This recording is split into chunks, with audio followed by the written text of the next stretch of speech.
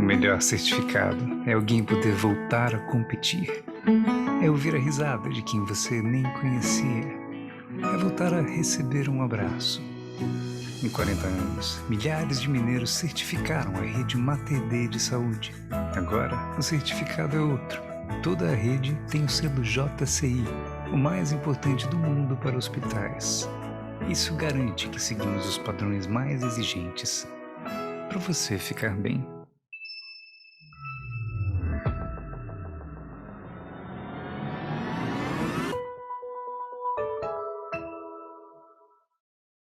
Ciência. Pela primeira vez na história moderna da humanidade, aprendemos que a ciência, mais do que nunca, é feita por pessoas como a gente. O João, que joga bola e é cientista. Ele trocou a resenha com os amigos para encontrar soluções. E a Lídia, que é maratonista e substituiu os treinos para correr mais rápido na busca de resultados. A ciência, ao longo dos últimos meses, precisou de amigos, parceiros e voluntários para oferecer apoio e acolhimento nesse momento difícil. E foi assim que vimos pessoas que em casa vibraram e se emocionaram com os profissionais de saúde que foram levados à exaustão, mas que escreveram histórias de superação. Vimos por trás dos diplomas, jalecos e máscaras, humanos, que também ficaram isolados dos abraços, do carinho e do calor de quem eles amam. E agora que falta tão pouco, chegou a nossa hora de reforçar os cuidados com a máscara, a higiene pessoal e o distanciamento. Então, deixe seu braço pronto, pois estamos a cada dia mais perto do próximo abraço. Grupo Sabin, parceiro da saúde nessa luta pela vida. 255 milhões de reais.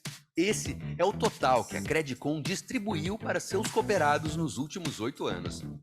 Seu banco já dividiu ganhos com você? Na Credicom, quanto mais você usa produtos e serviços, mais participa dos resultados. Abra uma conta e vem ser dono também. Cooperar é bom, superar as expectativas é Credicom. Sicoob Credicom, bons resultados o tempo todo. Uma boa noite, meu nome é César Amorim, eu sou atual presidente da Associação Baiana de Medicina. E eu quero desejar uma boa-vinda a todos no nosso 16º Congresso da Associação Baiana de Medicina, cujo tema central é a construção do pensamento científico. Nós preparamos cuidadosamente essa programação com palestrantes renomados, conhecidos nacionalmente e internacionalmente, para enriquecer ainda mais nosso debate hoje e durante essas 3 noites que nós vamos ter, na terça, quarta e quinta. Através das diretorias científicas e acadêmicas da Associação Baiana de Medicina, criou um calendário de eventos científicos online. Online, infelizmente, esse ano, porque todo mundo sabe da pandemia que estamos passando, mas tenho certeza que em breve isso vai acabar e a gente vai futuramente ter nossos eventos, tanto presenciais quanto online, vão ser híbridos, com certeza. E durante todo esse ano, certo, nós vemos fazendo vários eventos. O objetivo sempre é manter o nosso propósito de educação continuada, e que, sem dúvida nenhuma, é o principal objetivo da Associação Baiana de Medicina, que é estreitar laços entre médicos e estudantes de medicina. Em 2021, já realizamos mais de 20 eventos e ainda estão previstos outros muitos eventos até o final do ano. E hoje, agora em setembro, coroamos esse calendário com o evento mais importante da nossa casa, que é o nosso congresso. Outro evento importante que vamos realizar ainda esse ano, em parceria com a BCRI, que é o Instituto Brasileiro de Pesquisas Clínicas, que quem faz parte hoje é o professor Dr. Renato Lopes, que é o palestrante principal dessa noite, é o ISTA 2021, que será o 14º Simpósio Internacional de Trombose e Anticoagulação. Então, a gente ainda não tem a data, mas eu gostaria que todos ficassem, certo, aguardando nas nossas redes sociais, como principalmente no nosso departamento, que é o www.abmeducaçãopermanente.org.br, que com certeza vocês vão ter lá maiores informações logo em breve. E aqui eu aproveito para destacar a importância de ser um associado da Associação Baiana de Medicina e de poder contar com condições especiais nas inscrições desses eventos que foram feitos aqui, como eu já disse, mais de 20, teremos alguns outros. Então, isso é para o nosso associado. Temos vários produtos, hoje temos também, dentro da nossa ABM, o nosso Instituto, o INES, temos hoje o Departamento de Apoio Científico, hoje não, já vem há bastante tempo, mas a ABM tem um Departamento de Apoio Científico, ou seja, coisas criadas pelos presidentes que passaram pela nossa associação para cada vez mais trazer o associado, trazer o médico para dentro dessa casa para fortalecer cada vez mais a nossa classe e a nossa associação. Então, hoje, a nossa ABM conta com mais de 100 parceiras cadastradas em nosso clube de vantagens. E basta vocês entrarem nas nossas redes sociais, Instagram, Facebook, o nosso site, que vocês vão ver isso. Aproveito também agora para agradecer os nossos patrocinadores, como vocês viram aí, a Rede Mater Dei, o Cicobi Credicom, o Guia Médico da ABM, o Laboratório SEIB, o Leme Imagem, o IBPP, que é Proteções e Soluções Profissionais. Eu agradeço também aqui, que eu fico muito satisfeito com isso, a divulgação feita pelo Instituto Quintanilha e principalmente pelas ligas de medicina, que estão cada vez mais próximas da nossa associação. E agora nós temos, apoiando esse evento, a LAOF, que é a Liga de Oftalmologia, a LBI, a Liga de Infectologia, a LACMED, a Liga de Clínica Médica, e a LAMEL, a Liga de Medicina Legal. Agradeço a vocês, isso é muito importante vocês estarem aqui do lado da ABM, sei que outras ligas estão vindo, como a minha, que é a Liga de Angiologia e Cirurgia Vascular, da minha especialidade. E agradeço também, institucionalmente, ao nosso Departamento de Educação Permanente e Apoio Científico, por estar realizando esse congresso. Aproveito também agora para agradecer, que a gente já viu, a presença do nosso presidente, ex-presidente da ABM, doutor Antônio Carlos de Vieira Lopes, certo? Agradeço a presença, conhecido como Toninho, muito obrigado. Agradeço também a presença da doutora Maria do Socorro Campos, que é presidente da Associação Brasileira de Cirurgia Pediátrica e a nossa delegada da ABM junto à AMB. Então, vamos agora começar os nossos trabalhos. É com imensa honra que damos início a essa conferência de abertura do 16º Congresso da ABM, convidando o professor doutor Renato Lopes a falar sobre 2 temas. O primeiro será o legado da pandemia para a pesquisa clínica nacional, e o segundo tema será a revista da Associação Médica Brasileira, o que esperar da nossa linha editorial. O professor doutor Renato Dalácio Lopes é professor de medicina da Duke University, professor livre-docente de cardiologia da Escola Paulista de Medicina da Universidade Federal de São Paulo, a Unifesp, fundador e diretor do Instituto Brasileiro de Pesquisa Clínica e editor da revista da Associação Médica Brasileira. Dr. Renato, nesses 2 temas, terá 30 minutos para falar de cada um deles. Em seguida, nós vamos apresentar 3 debatedores, que vão ter 30 minutos para debater, e aproveito também para falar, quem está presente no nosso chat do evento poderá também fazer perguntas que a gente vai ler aqui. Professor Dr. Renato, a palavra está com você agora. Obrigado pela presença.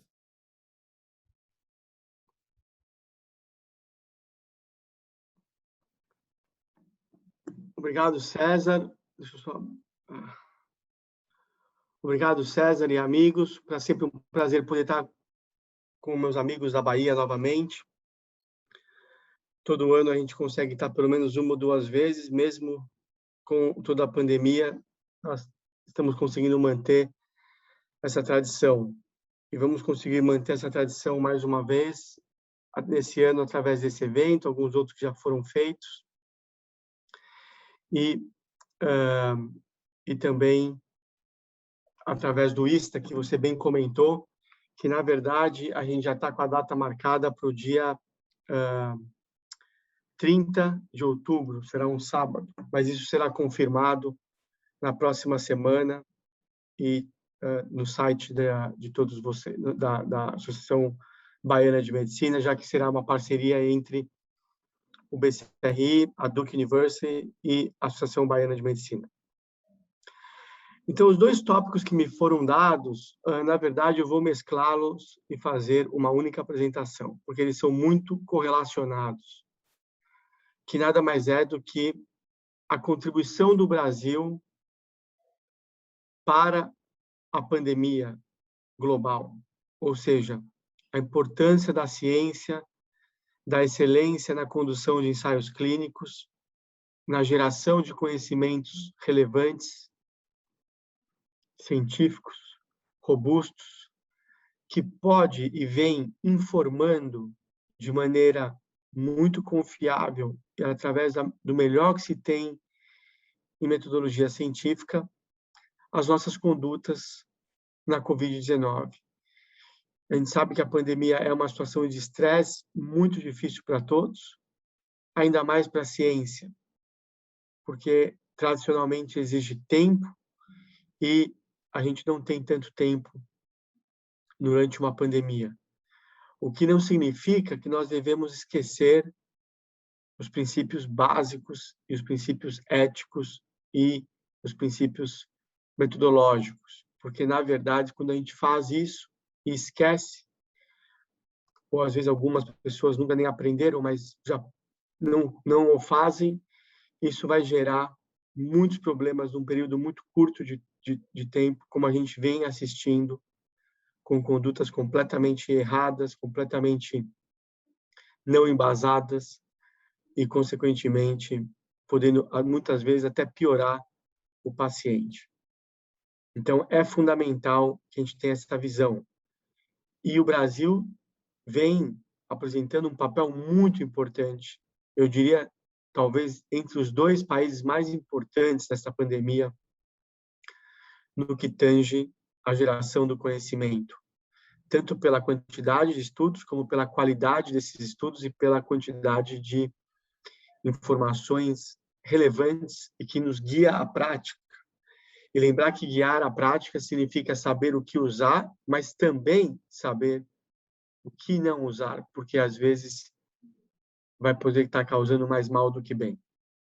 Então, o que eu vou falar de maneira corrida vai ser aspectos de porquê a evidência científica é tão importante, por que isso ainda é mais importante numa pandemia, qual foi a contribuição do Brasil nesta pandemia, e vem sendo, na verdade, pois existem vários outros estudos em andamento. E, no final, vou mostrar o quão isso está alinhado com a revista da Associação Médica Brasileira, que é a RAMB, onde faz alguns meses eu tive a honra de poder assumir como editor-chefe. Então, nós vamos mostrar, vai ser muito fácil mostrar os objetivos da RAMB depois, no final desta aula, porque vai ser basicamente alinhado com o que eu penso, da maneira que eu atuo, através das ações e dos fatos, que acaba sendo melhor do que qualquer palavra. Então, essa é a ideia desses próximos 50 e 45 minutos. Então, vamos lá.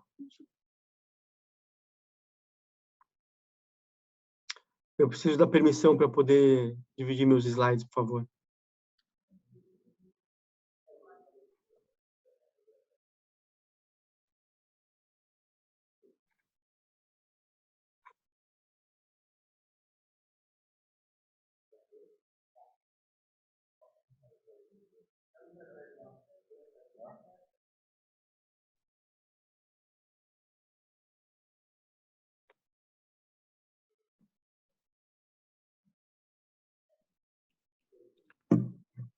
Agora foi. Espera só um minuto.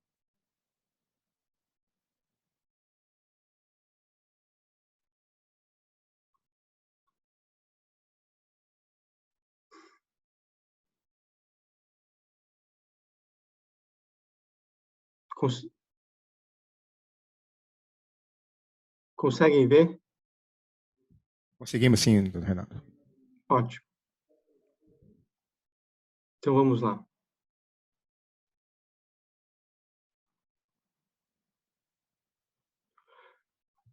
Bom, então, começando apenas relembrando que todos estão bastante familiarizados, que é essa pandemia, que agora já vai aí para 1 ano e meio, né? Lembrar que em março do ano passado, 2020, dia 11, foi quando a Covid foi considerada uma pandemia pela Organização Mundial de Saúde, e desde então a gente vem aprendendo muito sobre essa doença, sobre essa infecção viral, que apresenta um quadro clínico bastante variável, desde inúmeros pacientes assintomáticos ou oligossintomáticos até casos extremamente graves, críticos e fatais. Lembrando que, apesar dela comprometer diversos órgãos, essa doença tem como seu principal órgão-choque o pulmão, e realmente, através de uma pneumonia importante, com características específicas, através de uma síndrome do conforto respiratório agudo, levando à falência de múltiplos órgãos e morte. Além disso, existe também um comprometimento importante do sistema cardiovascular com essa doença, e, por si só, causando a doença cardiovascular, alterações miocárdicas, lesões musculares, lesões pericárdicas, lesões, inclusive, a ocorrência de arritmias e assim por diante, como também uma pior evolução nos pacientes que já têm complicações cardiovasculares ou doenças cardiovasculares de base. Além disso, o que chama muito atenção nessa pandemia são os eventos tromboembólicos, que faz parte desse comprometimento das manifestações cardiovasculares, com muita trombose pulmonar, não só embolia pulmonar, mas a trombose pulmonar in situ, mostrando realmente esse tropismo pelo aparelho respiratório e pelo pulmão como um todo, mas tromboses várias, que podem acontecer desde a coronária, levando a situações de infarto, como membros inferiores, e até outros vasos, como, por exemplo, cerebrais, levando a AVC, e até artérias e veias abdominais. Então, esse tem sido algo muito interessante, essa manifestação protrombótica dessa doença, que não poupa nem o vaso arterial, nem o leito venoso. Então, essa é uma grande característica, comprometimento de ambos tipos de vasos arteriais e venosos, com muito pouca doença, às vezes, de base aterosclerótica que pudesse justificar essa trombose, ou esses casos de trombose. E, realmente, a gente vem aprendendo muito sobre toda a fisiopatologia e a etiopatogenia dessa doença na formação de eventos tromboembólicos. E durante essa situação toda, com manifestações inúmeras de diversos órgãos e sistemas, os tratamentos começam a realmente focar em diversos alvos, como a gente pode ver nesse diagrama, né? Então, desde antivirais, antimaláricos, antibióticos, que são usados não para infecção secundária, mas com a ideia de modular a resposta inflamatória e a resposta imunológica dos pacientes, anti-inflamatórios, mucolíticos, anticoagulantes, vasodilatadores, antiandrogênicos, quer dizer, então, realmente, são inúmeros as drogas e os alvos que começam a surgir, muitos sem a menor plausibilidade biológica, mas que começam a ser não apenas testados, mas mais perigosamente usados na prática clínica, sem a menor evidência. E a grande droga que começa, num primeiro momento, a mostrar um benefício são os corticoides. Então, a gente viu em meados do ano passado, onde começam a se ter os primeiros estudos positivos aí, realmente como uma das grandes drogas mudadora, ou que mude o curso dessa doença, quando introduzido da maneira correta, no momento correto, com impacto em mortalidade aí entre 30% e 35%. E desde então vem a gente vem tendo aí algumas outras classes de medicamentos que potencialmente podem também ajudar e melhorar. Mas houve uma explosão desses inúmeros alvos terapêuticos para a Covid. E no começo, né, março, abril, maio, com verdadeiras catástrofes, como, por exemplo, a de Nova York, de alguns outros países, da Itália e mesmo no Brasil, houve um desespero para uso de qualquer que fosse os medicamentos com muito baixo rigor científico. Então, essa era a grande pergunta que se fazia naquele momento. como que a gente pode tratar esses pacientes de maneira confiável, de maneira realmente que seja baseada na melhor evidência possível. E a grande verdade, por mais difícil que fosse aceitá-la, era que a gente simplesmente não sabia. Não havia tempo ainda para se definir o que funcionava e o que não funcionava. E 2, 3, 5, 10, 20 casos que fosse que nós tivéssemos tratados individualmente, testando ou arriscando qualquer que seja a intervenção, e elas dando certos ou errados, não seria suficiente para nos guiar e para nos gerar uma evidência que pudesse ser usada de maneira sistemática no mundo inteiro. Então, infelizmente, as experiências pessoais serviram muito mais para a autopromoção de alguns indivíduos e para aparecer na revista e no Jornal Nacional, que adoravam, né, essas notícias sensacionalistas com terapêuticas promissoras que até então não havia sido demonstrado. Então, infelizmente, esse momento foi um momento muito crítico da ciência, porque realmente essas experiências pessoais, como nós dissemos que poucos casos que funcionaram, pode ter sido, se é que funcionaram, porque não tem ninguém checando, né? Então, se é que funcionaram, pode ter sido puramente ao acaso, e os que é que não funcionaram, pode ter sido também puramente ao acaso. Então, a ciência não é assim que a gente se desenvolve. E por isso que eu não canso de mostrar esse diapositivo, vários de vocês já devem ter visto, mas eu vou continuar mostrando porque é muito importante, que é o grau de rigor e de confiabilidade que nós temos em relação aos diferentes métodos de gerar conhecimento e o quão bom ou quão ruim eles são em termos de eficácia ou de se definir ou determinar se uma medicação funciona ou não. E a gente pode perceber, então, que nada nunca vai substituir o ensaio clínico randomizado quando a gente fala em eficácia de tratamento. Se a gente quiser saber se um tratamento A, B, C, se uma intervenção A, B ou C funciona, não tem jeito. A única maneira de se fazer isso é através de ensaio randomizado. Vejam que as meta-análises podem ajudar desde que elas sejam de ensaios randomizados. Porque se eu tiver meta-análise com apenas estudos observacionais e de baixa qualidade, eu só vou magnificar a qualidade baixa dos estudos. E eu vou ter uma grande quantidade de pacientes que não vai me dar a solução só porque eu tenho um número grande de pacientes. E vejo que a experiência clínica, que é, sim, fundamental na medicina e vai ser sempre importante, para gerar um conhecimento do que funciona ou não, ela não é suficiente e ela é quase, na verdade, desprezível. Porque, de novo, ninguém vê 10 mil pacientes numa situação X para poder tentar gerar o conhecimento que a gente precisa. E a realidade, muito tristemente, é que, mesmo antes da pandemia, a maior parte das decisões médicas são baseadas em recomendações que a gente não conhece ou não sabe com certeza se aquilo que a gente está recomendando realmente melhora os desfechos clínicos dos pacientes ou não. E esse é um editorial que a gente escreveu no Lancet, mostrando exatamente isso, que as decisões médicas são baseadas em evidências falhas, evidências fracas, como um todo, na maior parte das vezes. E, infelizmente, esse é o momento até antes da pandemia, e na pandemia isso fica exacerbado e magnificado enormemente. E a única maneira da gente fazer isso é mudar o ecossistema da pesquisa clínica.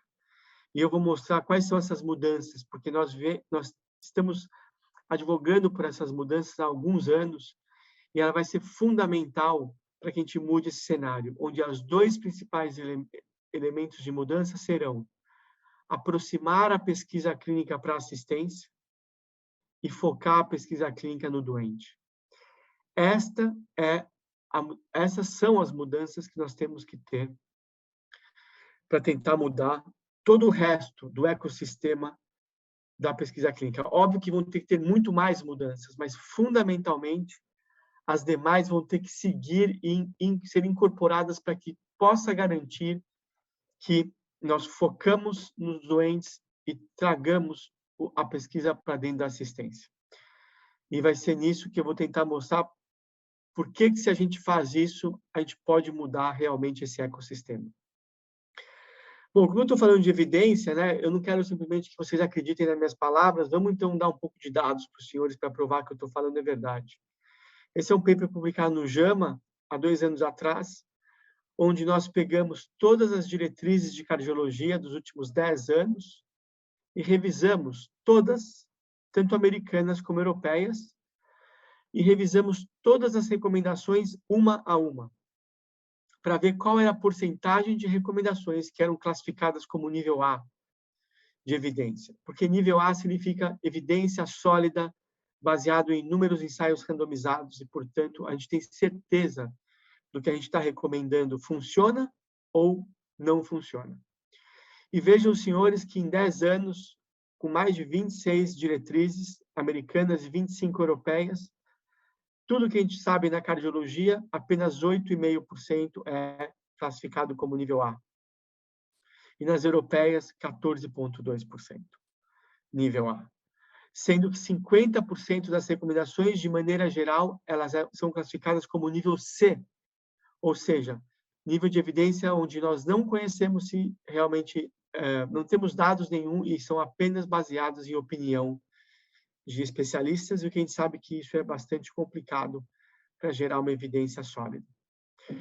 E na mesma linha de raciocínio, provando por que a observação clínica não é suficiente e por que o ensaio randomizado é tão importante, de maneira geral e mais ainda na pandemia, nós tivemos a oportunidade de publicar esse paper no JACC, bastante importante, o ano passado, onde a gente dá uma série de exemplos, mostrando por que a gente precisa de menos senso comum para gerar conhecimento e mais ensaios randomizados.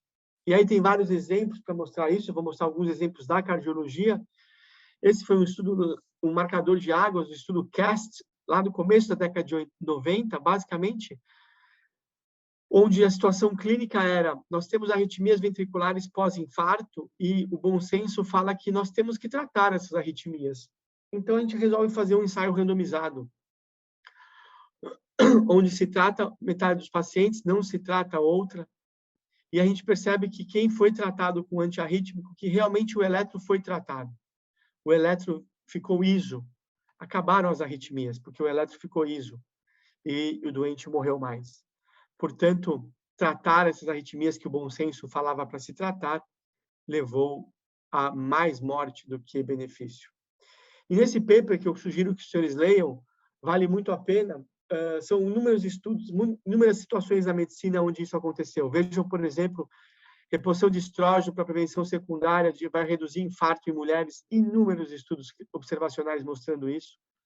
Quando a gente faz o ensaio randomizado, a gente mostra que, na verdade, há um aumento do infarto no primeiro ano. Mesma coisa com reposição de vitamina E, vitamina B6, folato, onde diminuiria infarto, e quando a gente faz o estudo randomizado, na verdade, há uma piora dos desfechos clínicos.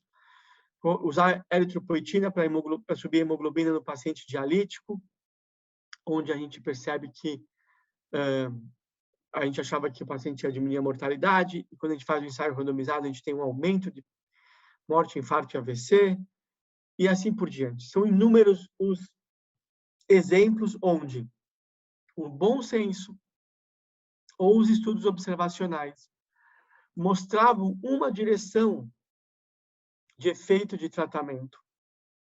E quando a gente faz o ensaio randomizado, a gente acaba mostrando que a direção vai na outra do que se achava, diametralmente oposta do que se achava. Ao invés de melhorar o paciente, a gente piora o paciente.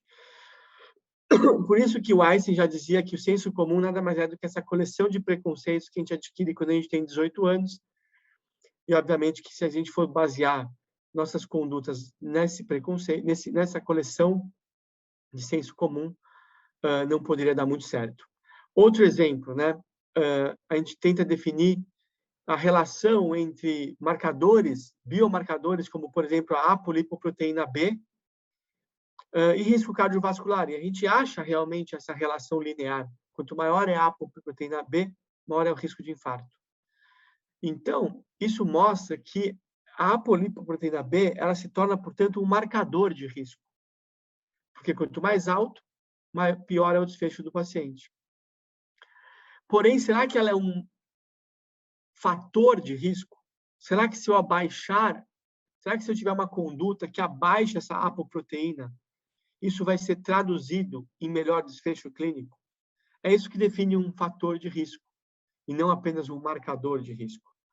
Então, a gente faz um estudo com 12 mil pacientes, testando uma droga chamada evacitrapib, que a gente quer que abaixe o LDL, e veja que ela consegue abaixar o LDL em 37%, que suba o HDL, e essa droga subiu o HDL em 132%, que ela baixa a ApoB, e ela baixou a ApoB, e que ela baixa a lipoproteína A minúscula.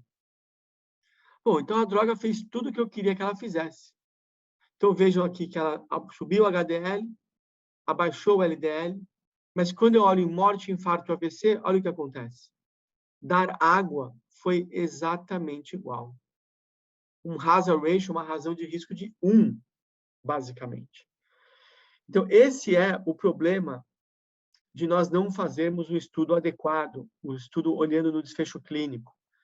Porque nem sempre o que a gente acha que vai acontecer baseado em desfechos intermediários ou desfechos de biomarcadores vão ser traduzidos em melhora de sobrevida, diminuição de infarto, diminuição de AVC. E por que acontece isso? Por que erra, né? Por que o bom senso erra, a observação clínica erra e essas relações, às vezes, com desfechos intermediários não se traduzem para o desfecho final duro? Por esses mecanismos aqui. Primeiro, porque a gente não conhece a fisiopatologia completa das doenças. Segundo, porque a gente não conhece como as drogas funcionam. Vejam hoje, por exemplo, na cardiologia, que nós usamos como terapia padrão, pivotal para insuficiência cardíaca, uma classe de drogas que surgiu inicialmente, alguns anos atrás, para diabetes, que são os inibidores SGLT2. Então, vejam que interessante, uma droga que surge para diabetes, como um potencial agente glicosúrico, acaba tendo um impacto enorme na insuficiência cardíaca. Hoje é uma droga pivotal para insuficiência cardíaca, independente do doente ter diabetes. E aí sim a gente vai atrás e vai buscar os mecanismos pelos quais essa droga potencialmente possa fazer isso, e acaba encontrando uma série de mecanismos, desde ação no metabolismo celular, no metabolismo mitocondrial, na proteção renal, no fígado, nos ácidos graxos e assim por diante. Então, como é que a gente poderia saber isso lá atrás, quando a droga era usada por diabetes? Impossível. Além disso, a gente também não conhece a relação de risco-benefício das drogas. Então, lembrar que muitas vezes a gente realmente não conhece essa relação, e vejo em relação aos anticoagulantes, por exemplo, onde a gente também não sabe necessariamente as relações de dose e resposta, onde se eu der muita dose de qualquer remédio eu posso ter muito efeito colateral, se eu der pouca dose eu posso ter pouca eficácia.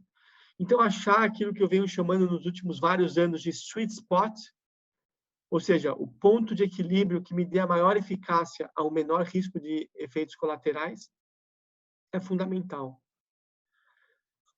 E é fundamental para que a gente possa realmente entender. Agora, é impossível eu definir tudo isso, a não ser que for num estudo randomizado, que me dá a resposta final e verdadeira. E aí, depois disso, eu volto para a pesquisa básica e posso tentar entender a fisiopatologia da doença, o mecanismo de ação das drogas, o risco-benefício e as doses. Não tem jeito, por isso que a resposta é o ensaio randomizado. E o Voltaire já dizia que o problema do senso comum é que ele não é tão comum como a gente gostaria que ele fosse. E por isso o problema de confiar 100% nele. Então, nesse outro artigo do Jack, a gente mostra que para mudar esse cenário triste de como a evidência vem sendo gerada, e mais ainda, fica mais caoticamente ainda no momento de pandemia, nós precisamos de novos métodos, novas maneiras de se fazer pesquisa clínica, e mudando assim o ecossistema. Então, nesse cenário, veio um grupo muito forte brasileiro, chamado Coalizão, que eu, como disse no começo, eu acho que foi um dos grandes orgulhos do país, para o mundo, durante a pandemia é esse grupo coalizão, que, na minha opinião, se aproxima muito do grupo Recovery na Inglaterra, entre os dois grupos que mais geraram evidências robustas e confiáveis, onde basicamente 8 instituições se juntam: o Hospital Einstein, o HCOR, o Sírio, o Moinhos de Vento em Porto Alegre, o Oswaldo Cruz, a Beneficência Portuguesa, e 2 institutos, o BCRI, o Instituto de Pesquisa Clínica, e a BRICNET, que é a rede de pesquisa em terapia intensiva. Então, essas instituições se unem de maneira genuína, de maneira colaborativa, de maneira científica, tirando os interesses pessoais, tirando os interesses econômicos, tirando as vaidades entre instituições e entre pessoas, e nos unimos para tentar dar respostas que o mundo precisava.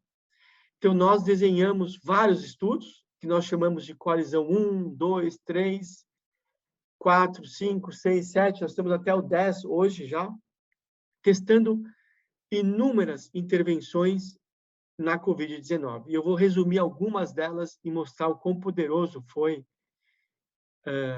esse grupo em termos dessa união, em termos de gerar conhecimento.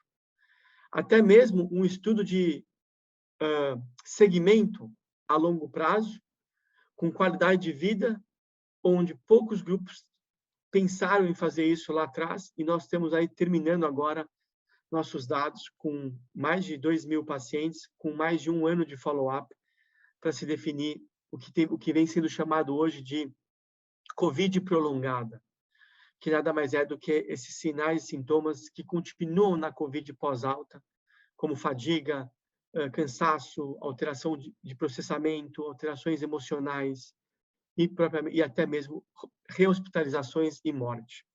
Isso vai ser muito bem caracterizado por esse nosso Coalizão 7.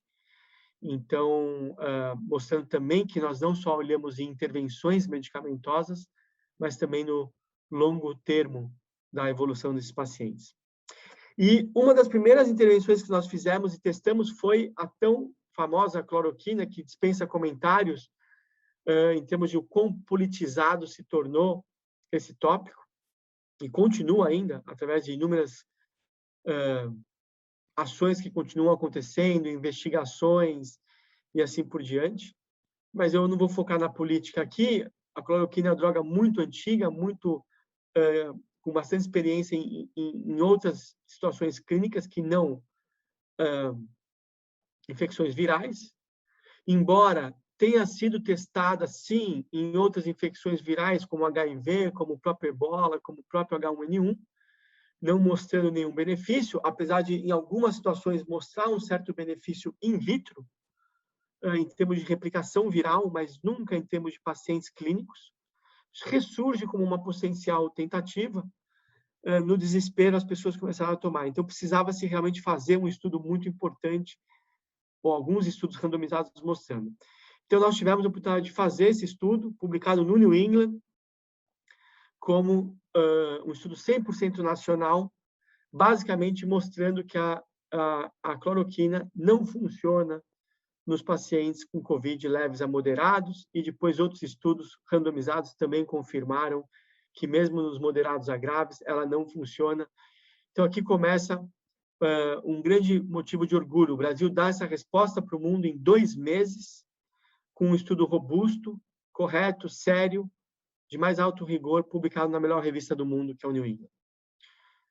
A outra pergunta que surge, no mesmo momento, é se a azitromicina, que vem sendo a droga mais utilizada para COVID no mundo, vejam que interessante, é a segunda droga mais prescrita no mundo, um antibiótico onde se postulava-se que ela pudesse ter um efeito na modulação do sistema imunológico, muito mais do que sua ação bactericida e bacteriostática, como antibiótico, mas sim nessa modulação, e todo mundo está usando e continua usando.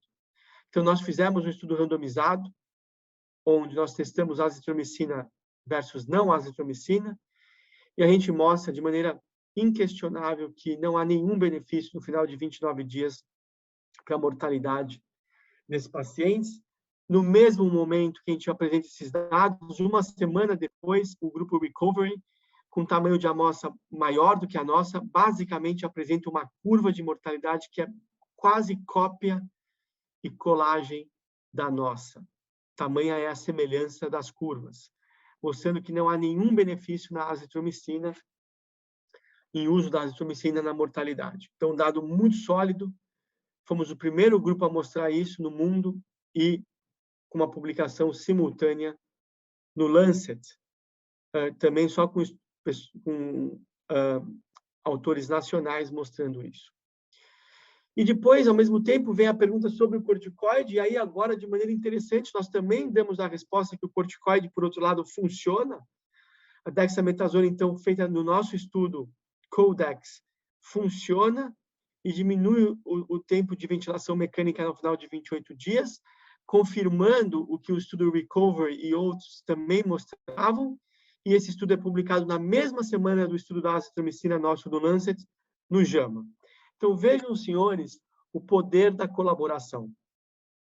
3 estudos nacionais, com quase nenhum funding, feitos por investigadores sérios, com colaboração de inúmeros investigadores no Brasil, com 3 publicações nas 3 melhores revistas do mundo, num período de 1 mês entre elas.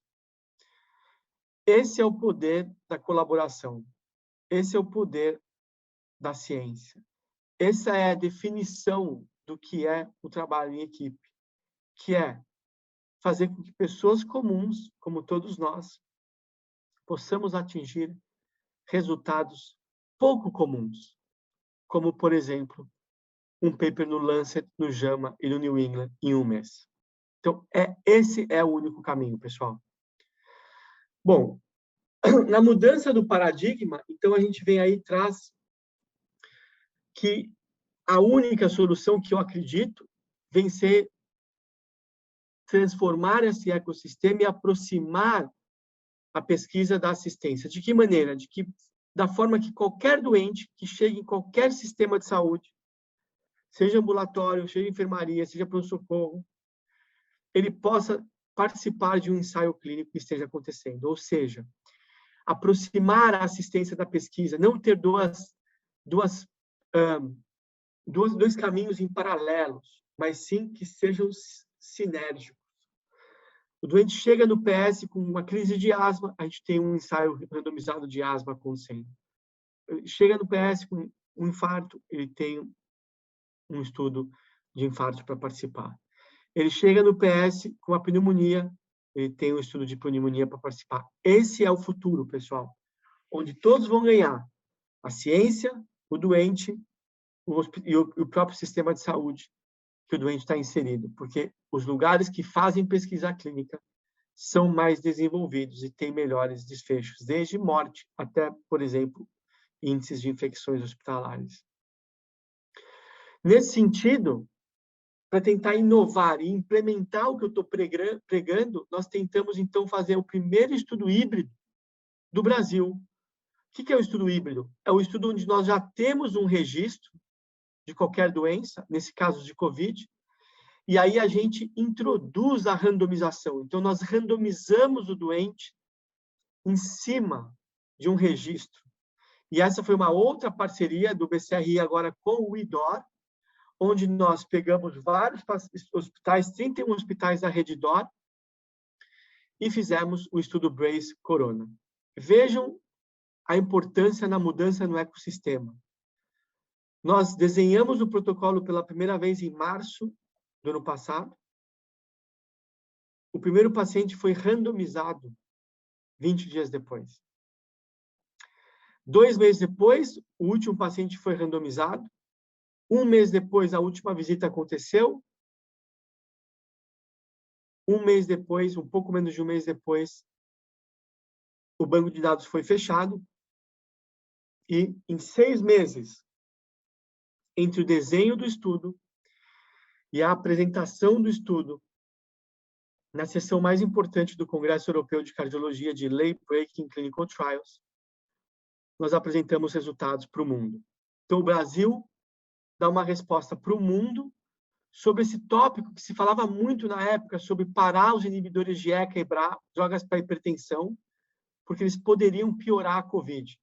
E aí tinham pessoas parando essas drogas e tendo infarto, morte, piora da insuficiência cardíaca. E a gente não sabia se havia algum benefício em mantê-las ou pará-la. Então, o estudo precisava ser feito. Então, o que a gente faz? Randomiza. Fazemos um estudo híbrido.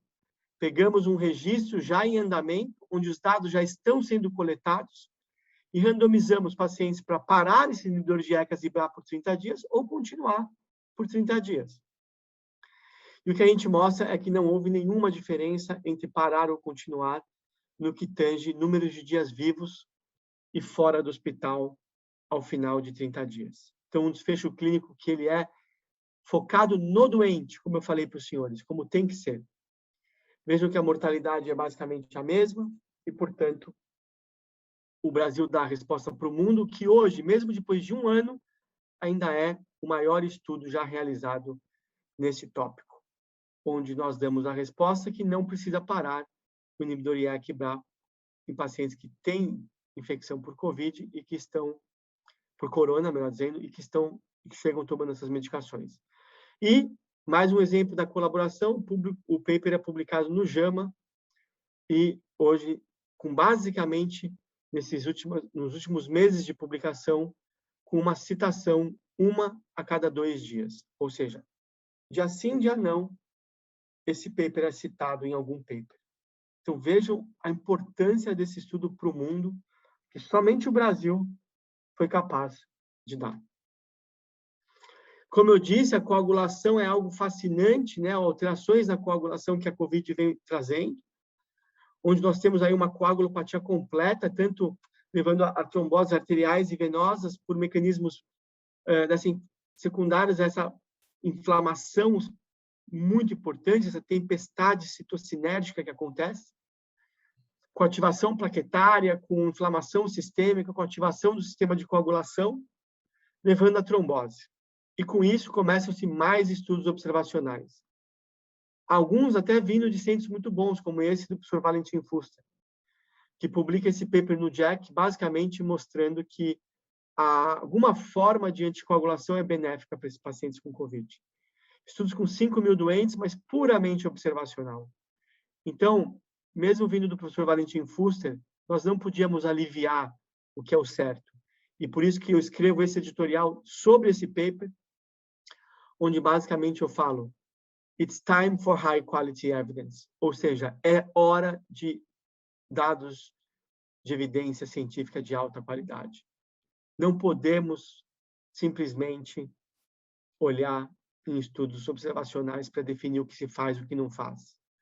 E aí começa-se uma explosão de ensaios randomizados, mas nós inovamos mais uma vez em fazer o primeiro ensaio randomizado, testando um anticoagulante direto, oral, na dose plena para o doente com COVID, que foi o estudo ACTION, onde várias das pessoas assistindo a aula hoje aqui participaram, onde nós olhamos um desfecho hierárquico, chamado uma razão de vitórias, onde a gente compara todos os pacientes para ver quem morre menos, quem fica menos tempo no hospital e quem usa menos tempo oxigênio. E vejam que a gente consegue incluir ou escanear mais de 3.000 pacientes para conseguir randomizar mais de 600 pacientes para uma terapia, para uma intervenção de anticoagulação plena ou anticoagulação profilática. E a gente dá a resposta para o mundo que a anticoagulação terapêutica foi pior do que a anticoagulação profilática. Ou seja, os pacientes que tiveram anticoagulação plena com o anticoagulante oral direto, nesse caso a rivaroxabana, tiveram maiores taxas de mortalidade, de hospitalização e de oxigênio em 30 dias. Portanto, a conclusão, quando a gente foi muito consistente, quando a gente vê nesses 3 desfechos, vejam que a anticoagulação, sim, diminui os eventos trombóticos, como é de se esperar, mas é uma redução muito discreta, muito modesta. E quando eu olho a mortalidade, vejo que, na verdade, aí vai na direção errada, vai com 50%, 49% aumento de mortalidade, não significativo, mas numérico. E quando a gente olha, então, não há diferença na mortalidade.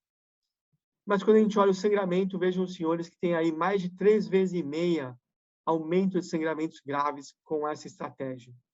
Mostrando pela primeira vez no mundo que a anticoagulação plena não funciona com o anticoagulante oral direto, com a rivaroxabana, não funciona para esses pacientes, porque vai causar mais sangramento, e o sangramento na presença da COVID talvez tenha um resultado, um impacto maior do que simplesmente uma TVP, por exemplo, que pode desestabilizar menos o paciente do que um sangramento importante, onde vai fazer, o paciente pode ter um choque, pode ter estabilização hemodinâmica, pode ter que precisar de oxigênio, vai precisar de transfusões e assim por diante. Todas as situações que vêm com esse sangramento parece ter um impacto mais importante na mortalidade final do doente do que simplesmente uma TVP. O resultado foi muito consistente, independente do dedímero, que também foi outra grande lição. Nós temos que tratar o doente e não o dedímero, como vem acontecendo, infelizmente. Não há diferença se o doente tem dedímero muito alto ou não. E, portanto, essa foi a conclusão do estudo, que não há benefício em sistematicamente tratar esses doentes com rivaroxabana plena, porque a gente não vai ter benefício clínico e a gente vai ter um aumento de sangramento. E esse estudo, mais uma vez, mesmo agora, alguns meses atrás, publicado no Lancet, onde os senhores podem ver todos os autores nacionais, e realmente mais um motivo de orgulho para o país, e o primeiro grupo no mundo a dar essa resposta.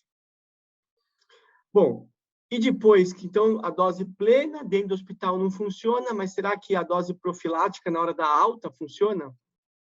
Porque a gente começou a ver muitos casos onde os doentes realmente iam para casa e apresentavam morte súbita, ou TEPs importantes e voltavam muito graves. Então, junto com o Eduardo Ramaciotti e outros colegas vasculares do país, nós desenhamos o estudo Michele. Agora, não testando durante a internação, mas na hora da alta. Então, vejam, são pacientes que são internados por COVID, que têm um score de IMPROVE maior ou igual a 4, ou entre 2 e 3, mais um dedímero elevado. Então, não é todo mundo. E na hora da alta, a gente randomizava para rivaroxabana, agora não 20, mas 10, versus o grupo controle, que era não anticoagulação. Então, ela testando aqui, não a anticoagulação plena dentro do hospital, mas a profilática estendida com o anticoagulante oral, com a dose mais baixa, que é a rivaroxabana, 10 miligramas. Nós usamos o score de IMPROVE de DVT modificado, que entra em consideração aqui esses critérios. Então, tinha que ter 4 ou mais, ou 2 ou 3, mais um dedímero elevado. E vejam que o primeiro desfecho primário foi um desfecho composto, que incluía tanto desfechos arteriais como venosos, e desfechos de maneira única, inovadora, de angiotomografia e ultrassom. E aí nós mostramos, então, esses resultados foram apresentados há 3 semanas atrás no Congresso Europeu de Cardiologia, na sessão de lay breaking, onde nós mostramos a taxa de evento primário no grupo controle e a taxa de eventos primários no grupo rivaroxabana profilática, mostrando aí uma redução relativa de risco de 67%, com o número necessário para tratar de 16 apenas, com essa estratégia de profilaxia estendida por 35 dias. É o primeiro estudo da história de DOACs positivo em pacientes clínicos e não cirúrgicos. Sangramento maior 0 e 0, portanto, dando uma resposta muito importante, onde pacientes hospitalizados com COVID, que têm um score de IMPROVE elevado, que a profilaxia ou a tromboprofilaxia com rivaroxabana, 10 miligramas por 35 dias, vai melhorar desfechos clínicos e não vai aumentar sangramento maior, comparado com a conduta de não anticoagular de maneira geral esse paciente. Então, um dado muito importante que o Brasil, mais uma vez, mostra para o mundo como fazer. Para ilustrar como que vai ser possível fazer o estudo baseado no doente. Então, aqui são alguns números do nosso Instituto da DUC, onde nós temos aí mais de 1,2 milhões de pacientes estudados, Nós começamos lá em 1969 com o Duke Data Bank, onde os pacientes que recebiam cateterismo eram seguidos pela vida toda. Aí, em 89, 20 anos depois, veio um novo marcador de água, que foram os grandes ensaios randomizados, com o GUSTO-1, com mais de 40 mil pacientes. E agora mudando para projetos como o Google, usando a tecnologia de informação, mídias sociais para fazer um ensaio randomizado. Mas esse é o objetivo. Pegar a experiência na beira do leito, criar a pergunta, focar no doente e gerar conhecimento aplicável para o mundo. É possível? Sim. Vejam agora uma pergunta básica. Qual a dose de aspirina que nós temos que usar? Apesar de tudo que a gente sabe da cardiologia, ainda se tem dúvida se é 81 ou 325 miligramas. Então, a gente desenha um estudo chamado Adaptable, focado no doente, onde os doentes são identificados num prontuário eletrônico e eles mesmos se auto-randomizam para receber 81 ou 325. E aí a gente vai olhar quem é hospitalizado por evento de eficácia e quem é hospitalizado por evento de sangramento. Os pacientes são o centro, então eles participaram do desenho do estudo, eles participaram dos comitês diretivos, eles participaram das reuniões com o Data Safety Monitoring Board, e eles participaram e ajudaram na disseminação do conhecimento e dos resultados. Então, o paciente tem que ser parte integrante do ensaio randomizado. Isso é o que há de mais moderno hoje na pesquisa clínica. Focar no doente. Quando a gente vai definir qual é o desfecho primário que a gente vai usar, é importante a opinião do paciente, não só a opinião do FDA. E assim por diante. Então, a gente mostra que não houve diferença para a eficácia entre as duas doses, não houve diferença para o sangramento, e, portanto, mostramos que é possível, sim, randomizar 15 mil pacientes, como nesse estudo, focando no doente e não no centro de pesquisa isolado. Portanto, pessoal, essa é uma das premissas básicas da academia. Publish or perish. Muitos anos, essa foi a premissa, foi a temática, foi o lema da academia. Ou a gente publica, ou a gente não vai sobreviver na medicina, na vida acadêmica. E eu mudei essa frase alguns anos atrás, onde eu venho falando que é collaborate or perish. Ou a gente vai colaborar, ou a gente não sobrevive na medicina acadêmica do século XXI. Para provar que isso é importante, olha a colaboração como é importante, nós temos, então, agora que formar as novas gerações. E, portanto, desde 2011, nós trouxemos a formação oficial de pesquisa clínica da Duke para dentro do Brasil. Foi a primeira vez que os alunos dentro do Brasil podiam ter um diploma da Duke University de 2 anos de mestrado oficial em pesquisa sem sair do Brasil. Isso foi uma parceria entre a Duke, a Escola Paulista de Medicina e o BCRI. E na formatura, apesar das aulas terem sido ao vivo, mas à distância, obviamente, naquela época, já em 2011, as aulas foram todas à distância, nós observamos que os nossos alunos do Brasil foram muito bem, e na formatura, que é oficial, com todos os cursos da medicina, do direito, da engenharia da Duke, eles foram para a Duke e se formaram lá na formatura oficial com os outros alunos. Bom, e será que dá para fazer alguma coisa no Brasil e continuar isso? Sim, dá. E essa é a nossa pós-graduação, hoje lato sensu, em pesquisa, onde algumas pessoas aqui também estão fazendo, onde é a primeira pós-graduação do BCRI, reconhecida pelo MEC em pesquisa clínica com duração de 1 ano. E nossa segunda pós-graduação de cardio-oncologia, também organizada pelo BCRI, todas as duas em parceria com a Duke, e em parceria, essa em especial, com a AICOS, que é a Sociedade Internacional de Cardio-Oncologia. Ou seja, somos os cursos oficiais que preparam para o exame da AICOS no Brasil. Essa é a maneira de colaborar. E para finalizar, pessoal, agora fica fácil falar dos objetivos da RAMB, que foi o tópico que me pediram.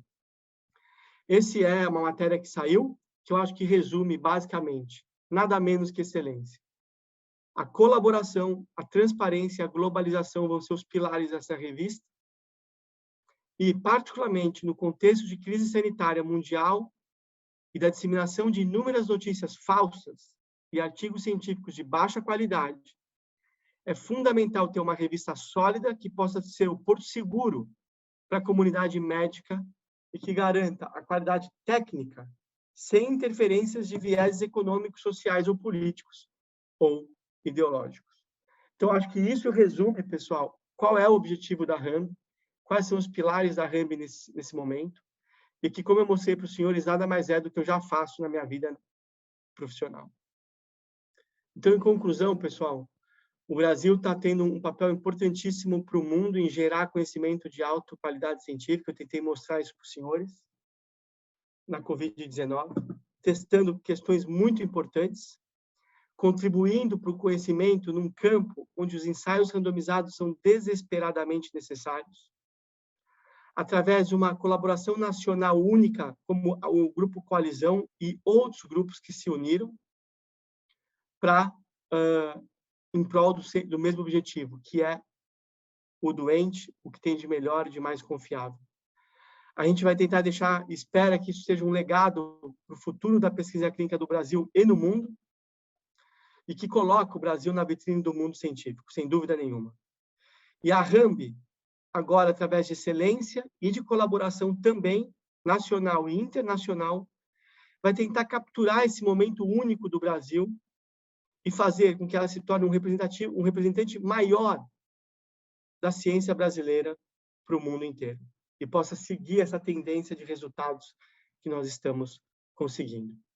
Porque, no final das contas, pessoal, como já dizia Edward Deming, que foi um grande estatístico e pessoa de serviços de qualidade do meio do século passado, que inovou todo quality assurance em processos de checagens e de qualidade de dados, onde ele tem totalmente a razão que, sem dados, a gente é simplesmente mais uma pessoa com uma opinião. E uma pessoa com uma opinião não é suficiente para se definir sistematicamente, globalmente, o que funciona ou não na medicina mundial. Muito obrigado pela atenção e eu estou disponível para qualquer comentário e perguntas. Bem, eu quero agradecer ao professor Dr. Renato Lopes pelo altíssimo nível científico da apresentação, mostrando que a importância da pesquisa e da ciência e que o Brasil, como tantas outras coisas, está também na frente, mostrando ao mundo como a gente pode tratar, como a gente pode ver essa doença que é o Covid-19, que eu espero que em breve a gente já está acabando com isso da maneira que a gente está vivendo nesse 1 ano e meio, praticamente. Chegando quase a... espero não ir para chegar a 2 anos, doutor Renato.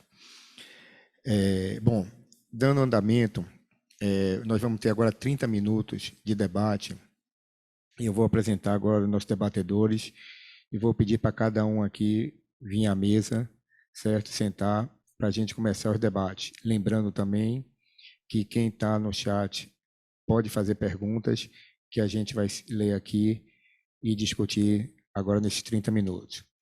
Então, eu chamo primeiro o Dr. Nivaldo Filgueiras, é o atual vice-presidente da Associação Baiana de Medicina, é presidente da Sociedade Norte-Nordeste de Cardiologia, professor auxiliar do curso de Medicina da UNEB, professor adjunto do curso de Medicina da Unifax. Também é mestre em Medicina pela Universidade Federal da Bahia e tem doutorado em Cardiologia pela Universidade Federal de São Paulo.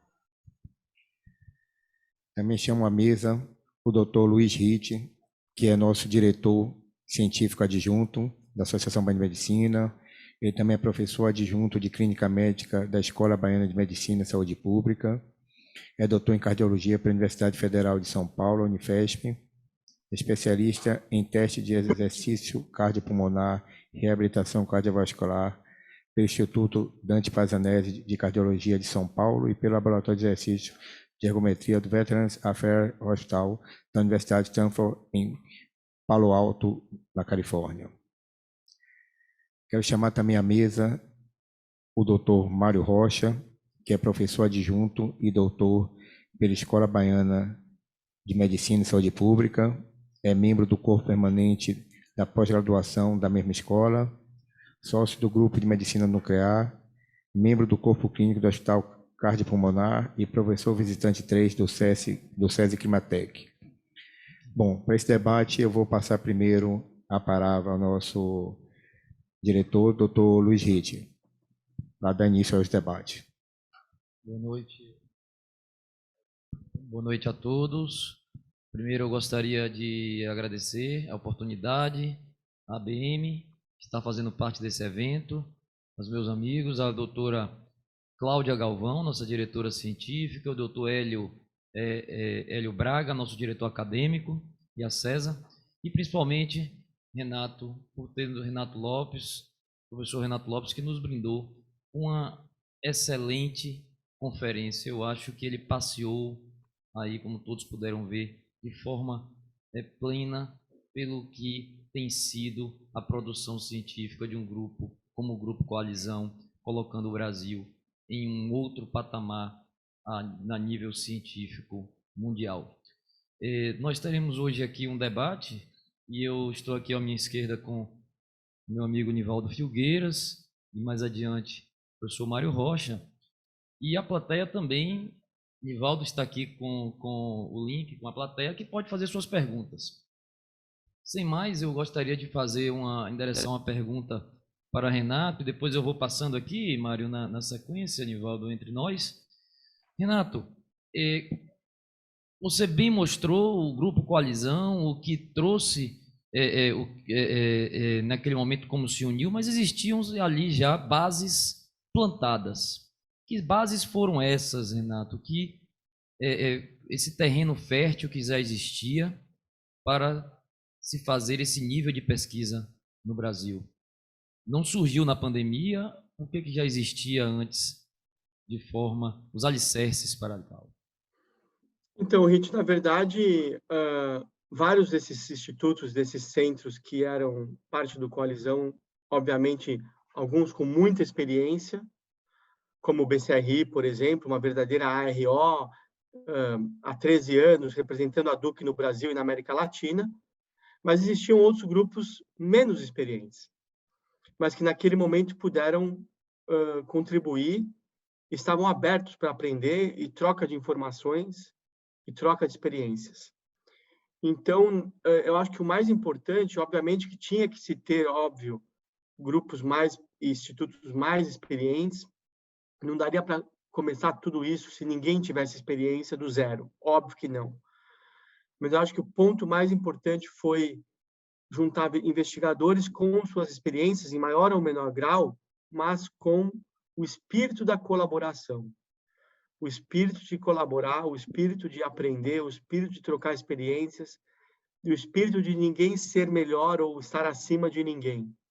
E sim, todos juntos. Nós somos muito cuidadosos em todas as entrevistas que foram feitas, em dividir entre os hospitais e os institutos, sempre falar no nome Coalizão, nunca eu, ou aquele outro, e dividir experiências de quem tinha mais, passava para quem tinha menos, e sempre há uma troca de experiência quando as pessoas estão dispostas a colaborar. Então, acho que, óbvio, tinha que ter grupos já com experiência envolvido, tinha que ter pessoas fortes, mas o mais importante foi, na minha opinião, a vontade de fazer acontecer da maneira colaborativa como aconteceu. Excelente, Renato. Passar para Nivaldo a palavra. Boa noite. Eu queria primeiro aqui saudar o presidente da Associação Baiana de Medicina, César Neves, agradecer o honroso convite da diretoria científica para participar desse evento. Nessa oportunidade, não posso deixar também de dar meu abraço ao amigo, né? Ao amigo da Bahia, que eu chamo sempre isso. O Renato é um grande amigo da Bahia, né? Tivemos a honra de estar há muitos anos com o Renato, que foi meu orientador, e eu tenho realmente a honra de ter aprendido um pouco dessa excelência que é Renato, um dos maiores nomes da pesquisa mundial.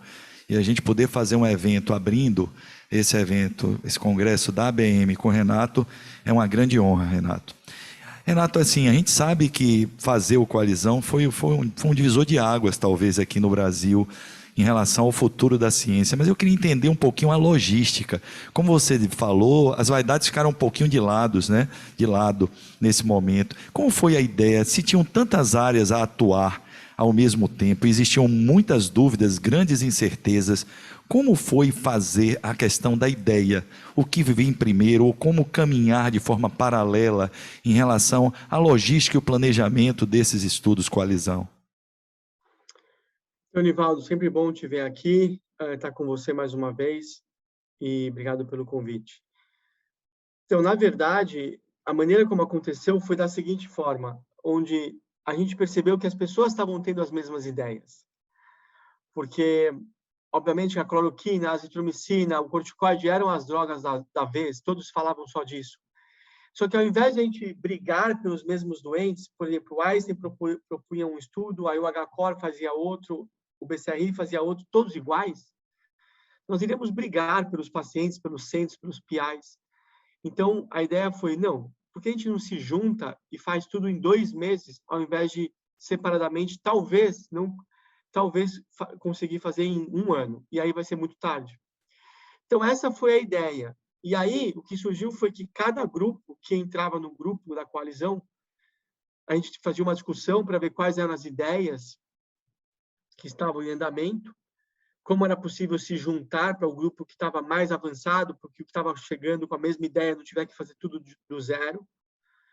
E, consequentemente, cada grupo trazia 1 ou 2 perguntas que aquele instituto ou aquele hospital lideraria, entre aspas. Tudo era sempre liderado em conjunto, mas, na verdade, cada ideia vinha de um grupo.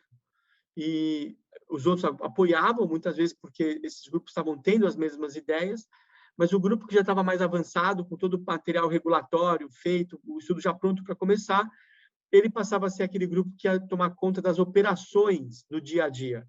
Então, por exemplo, o HCOR e o Einstein tomaram conta do coalizão 1 e 2. O Círio tomou conta do coalizão 3, do corticoide. Todos foram liderados em conjunto, mas a operação foram individualizadas, porque os estudos já estavam mais avançados naqueles hospitais. O 4, que foi o de anticoagulação, o Action, foi o BCRI, porque foi uma ideia que nós tivemos, já estávamos negociando o estudo com os patrocinadores e assim por diante. O 5, com a cloroquina ambulatorial, que está na fase agora de terminar, com 1.300 pacientes, é o maior estudo de cloroquina ambulatorial, ficou com o Oswaldo Cruz. O longo termo, né, a qualidade de vida e longo termo que a gente não terminou ainda. Então, até pegando aqui a pergunta do Antônio Carlos, qual é a porcentagem de lesões miocárdicas, a gente não tem esse dado ainda, porque nós não finalizamos o banco de dados, ficou com moinhos de vento. Então, foi dessa forma que foi feito, Nivaldo. Cada grupo já tinha suas 2, 3 ideias, e a gente juntou a liderança operacional para os grupos que estavam mais avançados naquele específico projeto, mas todos eram de maneira geral discutida com todos e, como nós falamos, liderados igualitariamente por todos. Okay, obrigado, Renato, pela resposta. Assim, inúmeras perguntas aqui também, eu estou vendo, mas inúmeros elogios, né? Muitos elogios. A gente depois vai passar mais alguma pergunta do chat. Eu vou passar a palavra para o Mário Rocha, para o colega Mário, para ele poder falar um pouquinho e fazer uma pergunta para ti, Renato. Eu gostaria de cumprimentar a todos, na pessoa do nosso presidente e, por extensão, toda a diretoria da BM. Cumprimentar o Renato pela satisfação de vê-lo aqui. Como disse o Nivaldo, é sempre uma alegria. E eu gostaria de a minha pergunta dizendo que a pandemia trouxe uma oportunidade de observar a aceleração das nossas estruturas regulatórias com a aprovação desses estudos numa velocidade maior. De certa forma, a procrastinação habitual foi testada. Eu queria lhe perguntar se você tem expectativas positivas que esse fluxo mais rápido se mantenha no futuro, quando novos estudos clínicos forem realizados e a gente não esteja sob pressão, por exemplo, da pandemia. Olá, Mário, sempre bom te ver também. Infelizmente, não pessoalmente, mas logo, logo a gente vai estar aí juntos de novo. Essa pergunta é excepcional, né, Mário? Porque tudo isso e parte dessa mudança do ecossistema que eu venho falando inclui, sem dúvida, uma parte do aprimoramento e da agilidade das agências regulatórias, que, sem dúvida, é um calcanhar de Aquiles da pesquisa clínica. Não que não seja necessário, porque é fundamental os aspectos éticos serem preservados do doente, foi uma grande conquista ao longo dos anos, mas a gente sabe que um estudo, às vezes, demorar 2 anos para começar era realmente um motivo de vergonha para o país e motivo até de atraso para o mundo inteiro. Por outro lado, vem a pandemia agora, onde alguns desses estudos, as aprovações aconteceram em 24 horas. Então, isso é muito interessante, isso é muito bom, favorece com que a gente permitiu com que nós possamos realizar o que foi feito. Mas é impossível a manutenção desses timelines. Porque isso significou, Mário, reuniões com a Anvisa e reuniões com pessoas da CONEP 24 horas por dia, 7 dias por semana. Nós tivemos reuniões com a Anvisa, às vezes, domingo às 8 da noite, para você ter uma ideia. Então, isso não é viável. Não é viável. Mas o que é importante é uma análise crítica. Bom, a gente sai de 2 anos de espera para 1 dia. O que mostra isso? Que é possível, que é viável e que dá para fazer. Agora, óbvio que não dá para manter esse ritmo tão alucinante fora de uma pandemia, isso é insustentável. Mas o que eu estou agora trabalhando e conversando, inclusive com as agências regulatórias e realmente torcendo, Mário, é que a gente possa ter aprendido do benefício que pode ser feito, que é viável, sim, ser feito isso de maneira mais pragmática, mantendo o rigor e a proteção ética dos pacientes, mas talvez algo mais competidor, algo que possa fazer parte dessa mudança do ecossistema, algo que possa exigir, sem dúvida, investimento público-privado, onde talvez eles tenham que contratar mais pessoas, mais fomento, mais estrutura, não para aprovar tudo em 1 dia, inclusive sábado à noite, não é isso que a gente quer, mas que talvez a gente possa aprovar em 2, 3 meses, o que antes demorava 2 anos. Então, eu acho que se a gente aprender e fazer uma análise crítica de o que foi possível e ver o que é necessário agora para se tornar pelo menos melhor do que era, eu acho que aí já foi um benefício da pandemia que vai além dos seus tempos, ou seja, que vai ficar como legado e como resultante positiva nesse momento tão difícil que a gente teve e está tendo.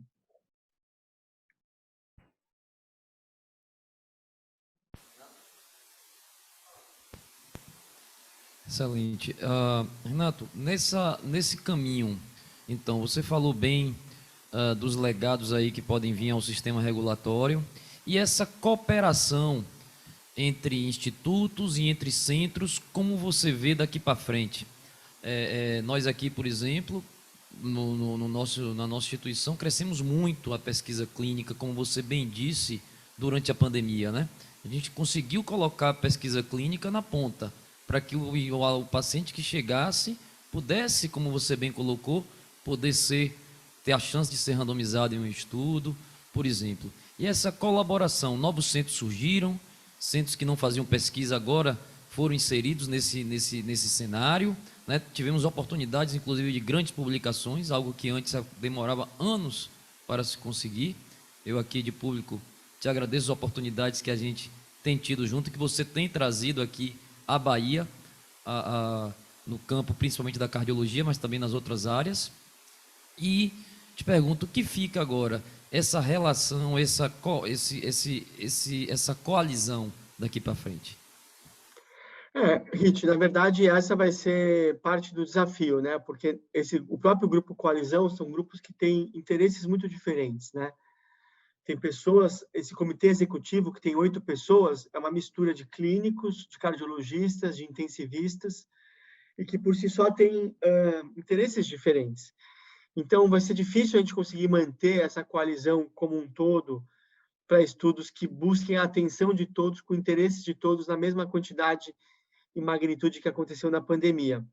Mas talvez deixem legados, como há uma situação que a junção entre a cardiologia, a clínica, a terapia intensiva, talvez a gente já tenha essa estrutura montada. Mas talvez surjam outras situações que sejam, entre aspas, filhos da coalizão, como, por exemplo, a coalizão cardiovascular, que a gente vem falando com o Einstein, o Otávio, o HCOR, com o Alexandre, o Álvaro Avezum, com o Ronaldo Cruz e o BCRI comigo. Então, essa é uma ideia que surge, onde a gente teria aí a coalizão cardiovascular como um filho, um resultado dessa coalizão para estudos mais rotineiros que são da cardiologia e que têm menos interesse para, por exemplo, a BRICNET, que na verdade é uma rede de pesquisa em terapia intensiva. Mas sempre vai haver situações onde a gente vai poder reativar isso. Por exemplo, se eu for fazer um estudo de choque cardiogênico, eu posso imediatamente ter a BRICNET novamente como parceira, porque ela tem aí uma rede grande de terapia intensivas que vão incluir os pacientes que vão ser tratados com choque cardiogênico, por exemplo. Então, eu acho que vai ser difícil manter a estrutura como um todo, tanto do ponto de vista regulatório, como do ponto de vista dos centros, como do ponto de vista da própria liderança executiva dos 8 institutos na época pós-pandemia. Mas o que eu espero é que modelos e filhotes, entre aspas, saiam desse momento. Então, por exemplo, que a Anvisa, a Conep, ao invés de aprovar em 2 anos, que a gente consiga em alguns meses, que talvez não fosse possível manter a coalizão como um todo, mas a gente vai ter a coalizão cardiovascular. Talvez a gente não consiga manter todos os centros, os 90, 100 centros que estão trabalhando com a gente, que envolvem vários centros de outras especialidades, mas que talvez a gente consiga aí 80, 70, incluindo os novos que começaram a gostar da pesquisa e estão se juntando. Nossa pós-graduação hoje tem 400 alunos. Então, a gente espera que esses alunos continuem, criem centros onde não tem e possam se juntar. Porque uma das minhas bandeiras, Rit, que você conhece bem, assim como o Nivaldo, é a democratização do conhecimento. O conhecimento tem que ser democratizado e as oportunidades têm que ser para todos. Perfeito, Renato. Tem uma pergunta aqui da plateia, da Maria Eduarda Kobayashi. Qual seria a diferença entre fatores de risco e marcadores de risco? É uma pergunta técnica. Mas, aproveitando aqui, além dessa pergunta, Renato, como foi essa questão da escolha da revista?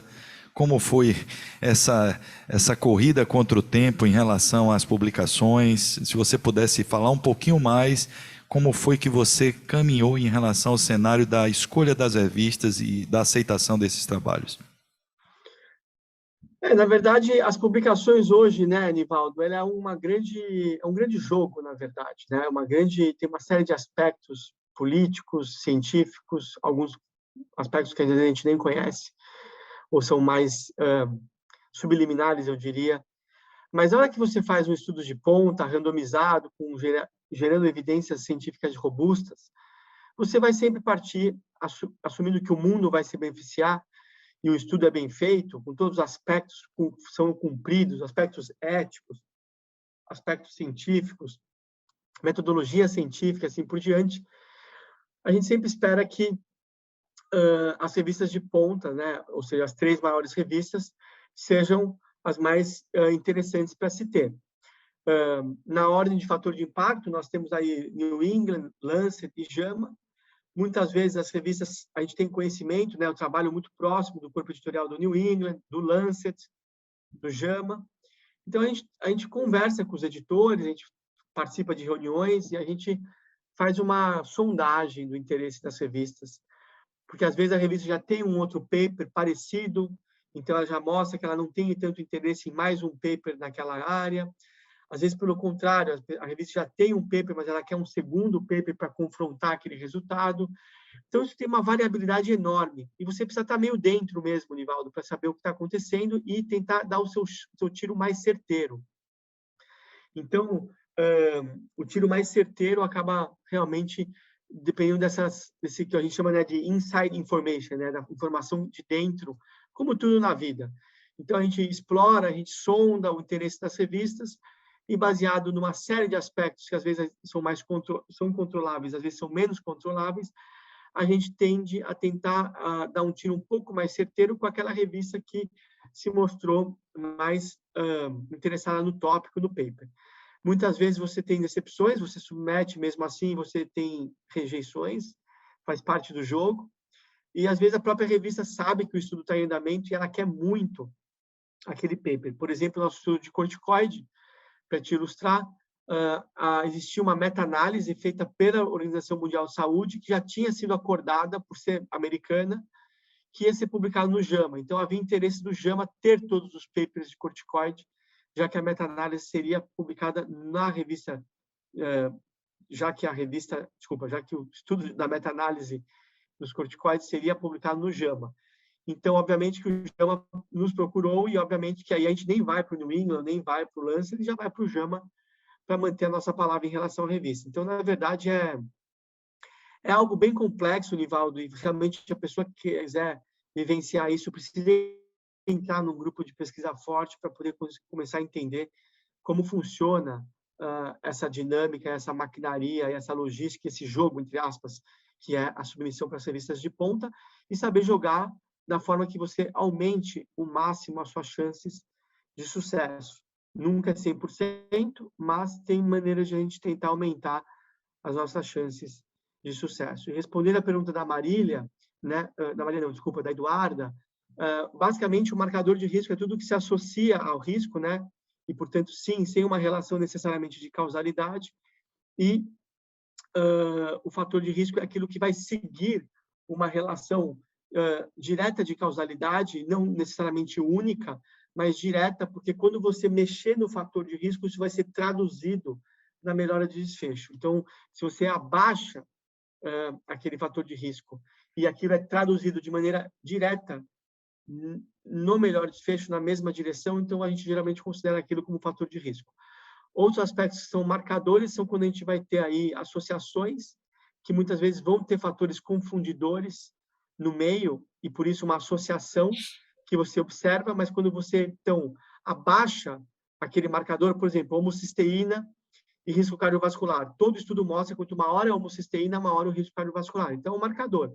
Mas todos os estudos que fizeram com drogas que abaixam a homocisteína não se traduziram em melhora de desfecho. Então, ela não é um fator de risco clássico, porque ela não segue a linha de tradução, de translação, melhor dizendo, quando você abaixa esse marcador, isso é traduzido ou translacionado numa redução de risco de eventos duros que era esperado. Então, basicamente, essa é a diferença que a gente usa conceitualmente, embora esses termos sejam muito comumente usados como sinônimos na prática diária, mas, na verdade, eles não são.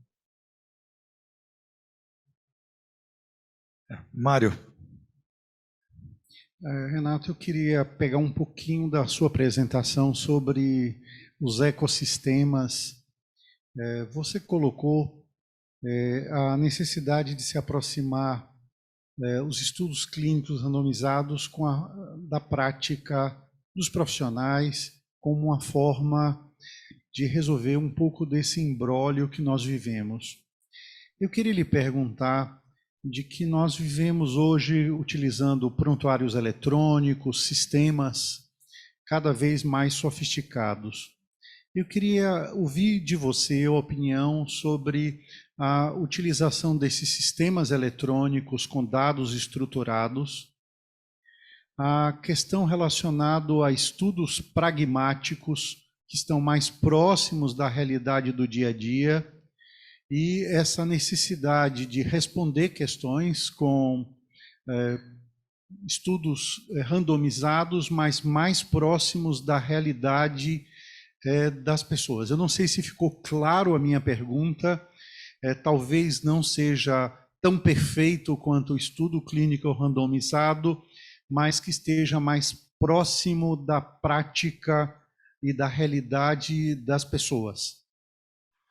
Sem dúvida, Mário. Eu acho que parte dessa mudança do ecossistema é exatamente isso, é o pragmatismo. A gente já aprendeu que não há como você coletar informação em 20 lugares diferentes no CRF eletrônico, por exemplo. E tem estudos que insistem em fazer isso. Então, sem dúvida que se você desenha tudo para o dia a dia, que seja mais próximo do que você vai usar na pesquisa, de maneira pragmática, não precisa ser tão detalhado necessariamente como todo estudo faz. Lógico que algum aspecto talvez tenha que ser detalhado, dependendo da pergunta do estudo. mas é impossível a gente ter um CRF, por exemplo, para um estudo com 400 páginas. É inviável, né? Então, veja o estudo Gusto, lá em 89, que a gente fez na Duke, tinham 3 páginas de CRF, e já deram mais de 115 papers, porque cada checkbox virou um paper. Então, hoje a gente faz CRF de 300, 400 páginas e publica 3 papers no final.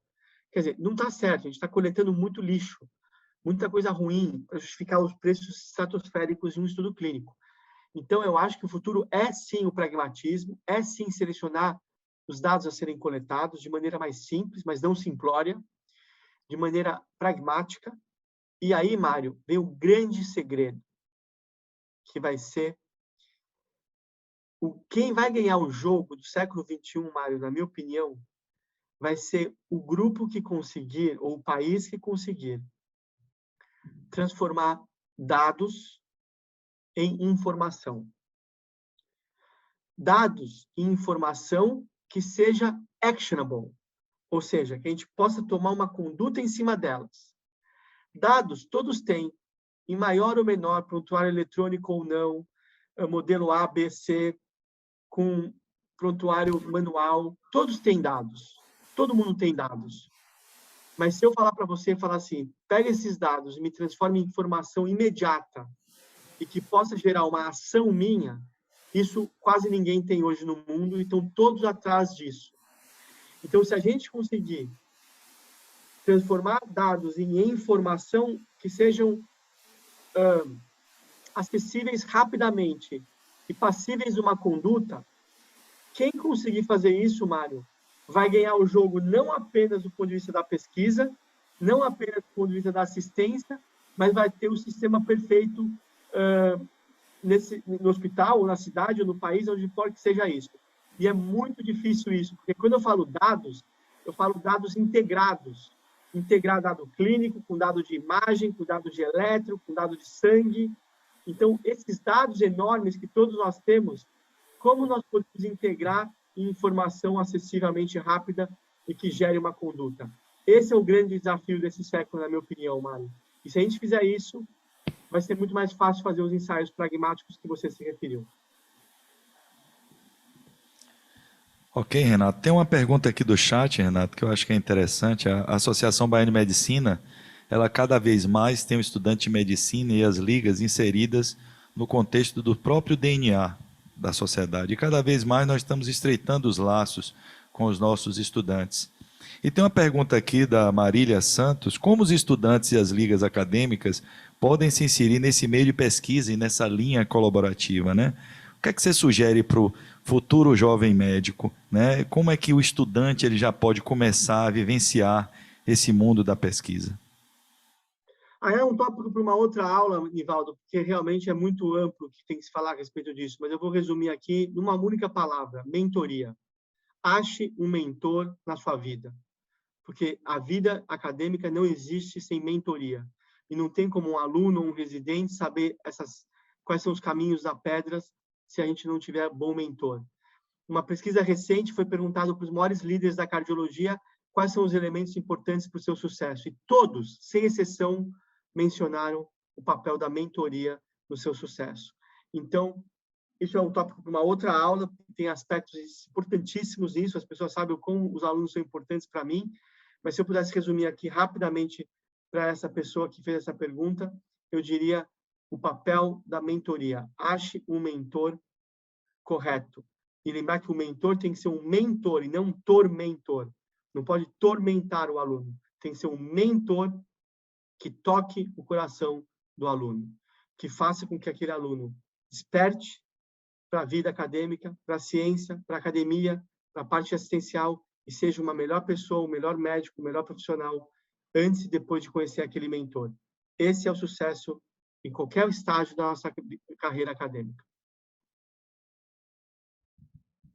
Aí, Rite, com você agora. Eu acho que quem fez a pergunta... Marília Santos, que fez a pergunta. Excelente pergunta, e Renato colocou bem a prova. Nessa mesa aqui tem 2 mentorados seus, né? No caso, eu fiz meu doutorado e até hoje tenho o Renato como mentor e Nivaldo da mesma forma. né? Mário, quando presidente aqui da SBC Bahia, foi quando trouxe pela primeira vez Renato a um congresso da SBC da cardiologia, Renato. Então, eu acho que é esse contínuo que Renato traz, né? E que fica de exemplo para outros mentores e para os alunos também. Renato, eu ia fazer uma pergunta técnica. Nós temos mais 5 minutos, presidente? 5 minutos? Sim. Até mais, se quiser. Depende também do horário do nosso convidado. Mas uma pergunta técnica, Renato. Você inovou ali, você trouxe no estudo Action a análise do win ratio.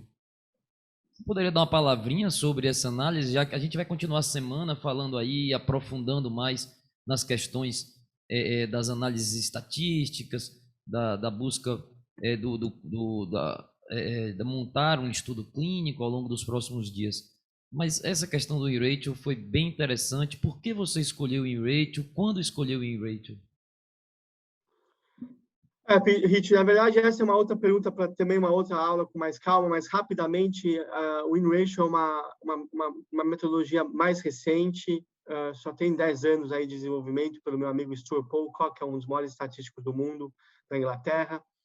E o win ratio, que é a razão de vitórias, tem uma série de vantagens em relação aos métodos tradicionais, particularmente quando a gente não tem muita noção de qual vai ser a taxa de eventos reais, e a gente não conhecia essas taxas 100% durante uma pandemia, porque uma pandemia significa fazer um estudo quase que igual a trocar um carro, trocar o pneu de um carro com um carro a 100 km por hora, é mais ou menos isso, você vai aprendendo e modificando, por isso a importância dos modelos, dos adaptive designs, né, dos desenhos adaptativos nessa área, mas basicamente tem uma série de vantagens, particularmente é uma das vantagens que a gente tem é a gente poder juntar um desfecho como morte, que é um desfecho dicotomizado, com um desfecho contínuo, por exemplo, que é o tempo de hospitalização ou tempo fora de oxigênio. Então, são desfechos que têm diferentes naturezas, um dicotômico, dicotomizado, um contínuo, no mesmo tipo de desfecho. É uma maneira que você tem de hierarquizar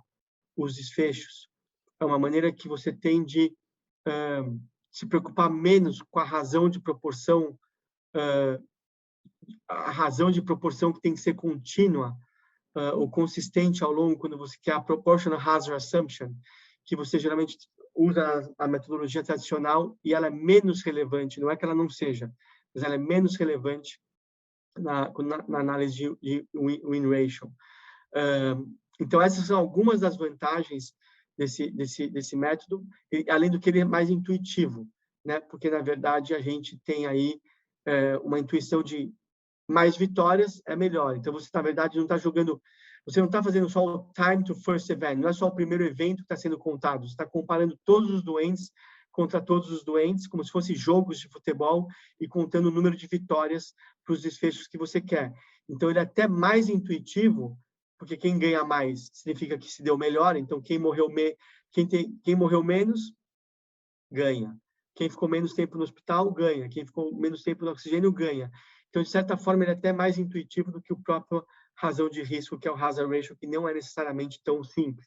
Então, existe uma série de vantagens desse método, de maneira bem simplista aqui para você, bem rápida, mas que nos levou a inovar e ter a coragem de, particularmente numa situação de pandemia, onde era um bom fit, testar isso, fazer um estudo com isso. E, na verdade, foi tão bem aceito que o próprio NIH está discutindo, no momento, mudar os seus estudos em andamento para a sua análise ser primariamente com win ratio e não mais com a probabilidade de hazard, que é o modelo que eles vêm utilizando para grande parte dos estudos deles. Vamos passar agora a palavra para o Mário para fazer a pergunta. Eu queria fazer uma pergunta, de certa forma, casada. Nós, durante a apresentação do Renato, nós temos uma visão panorâmica de uma série de publicações que são, de certa forma, emblemáticas, revistas altamente impactantes, e nós somos tentados a pensar, e eu não citarei o nome das instituições, até por respeito e consideração, que existem instituições no Brasil tradicionais na área de epidemiologia, na área de infectologia, e que poderiam ter ocupado esse espaço no sentido de produzir conhecimento relacionado a essas vertentes temáticas, mas que por alguma razão esse espaço não foi ocupado. Eu tenho muito interesse de entender por que essas questões mecanicistas, ou por que esse espaço não foi ocupado. Eu queria ouvir a sua opinião para entender por que essas questões disruptivas, de certa forma, o Grupo Coalizão conseguiu capturar rapidamente e produzir essas respostas e ocupar esse espaço de forma tão rápida e dar as respostas que precisavam ser dadas, enquanto essas instituições tradicionais não conseguiram fazer. E, como eu disse, a minha pergunta é, de certa forma, casada.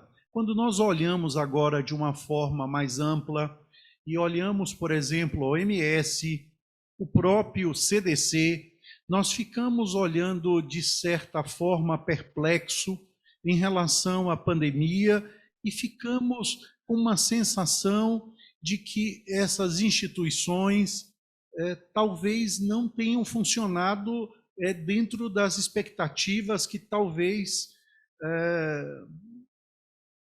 nós, de alguma forma, desejássemos que assim funcionasse. Pelo menos o meu foro íntimo. Eu queria ouvir a sua opinião, se a minha impressão é correta em relação a essas questões. Se você concorda ou discorda. Bom, Mário, então, na verdade, esse é um tópico bastante complexo também, que merecia talvez uma hora de discussão, mas rapidamente aqui, eu acho que tem dois aspectos. O primeiro aspecto, que em relação às especialidades, né, dos estudos que olham em mecanismos, e as pessoas que mexem com mecanismos de doença, como os infectologistas, né, muita gente que são virologistas e que fazem muito trabalho de bancada, por que eles não se destacaram?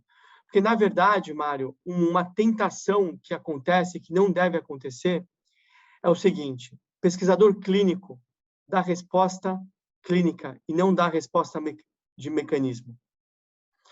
E pesquisador básico, por mais que a gente queira, por mais que eles queiram dar resposta da aplicabilidade clínica, a pesquisa básica não se serve para isso. Assim como a pesquisa clínica não se serve para tentar definir mecanismos. Recentemente, uma pessoa me perguntou numa aula qual que eu achava que era o benefício dos inibidores SGLT2, o mais importante nos achados. Não dá para saber, porque a pesquisa clínica não se presta a definir mecanismos de ação. Estudos mecanísticos são definidos na ciência básica. Assim como a gente, por mais que a gente tenha uma vontade e uma tendência a fazer, a querer se definir aspectos, às vezes, de mecanismos com o estudo clínico, o estudo clínico não dá essa resposta. E, do outro lado, a mesma coisa. A pesquisa básica, muitas vezes, a pessoa descobriu um negócio maravilhoso lá no laboratório, como, por exemplo, a cloroquina que inibiu os vírus, aí ele sai usando na prática achando que funciona. Não funciona. Não tem jeito. Não é assim, porque o estudo básico não permite a resposta clínica. Então, essa é a minha visão em relação a essa desconexão de por que alguns grupos tão importantes, virologistas, infectologistas, não ocuparam esse destaque. Porque, na verdade, o destaque vem da resposta clínica, que é o que era preciso, muito mais dos aspectos mecanísticos que, infelizmente, são desconectados da pesquisa clínica. Então, essa é a primeira parte da resposta. E a segunda parte da resposta, em relação aos órgãos, etc., que a gente talvez gerou uma frustração, eu concordo com você, e eu vou te dizer o resumo dessa ópera. O motivo pelo qual isso aconteceu, acredite ou não, foi por uma falta de colaboração. Você reparou que os Estados Unidos foi um dos países que menos gerou conhecimento de ponta, a despeito de ter dinheiro onde eles não sabem onde colocar. Está sobrando dinheiro nos Estados Unidos. Mas sabe por que não dá certo? Porque todo mundo quer mandar. Então, eles vêm para a Duke, vêm para Harvard, vai para Stanford, vai para Yale, vai para Johns Hopkins, vai para Cleveland e fala, vamos fazer um estudo. Aí todo mundo fala, vamos, mas eu quero mandar. Aí não dá certo, porque todos querem ser chefes. E essa foi a maior prova de que, nesse momento, ou você abaixava o sarrafo de querer mandar, né? Ou você se desarmava do ponto de vista de ego e vaidade, e colaborava genuinamente, ou você poderia ter o maior dinheiro do mundo que você não conseguia avançar a ciência.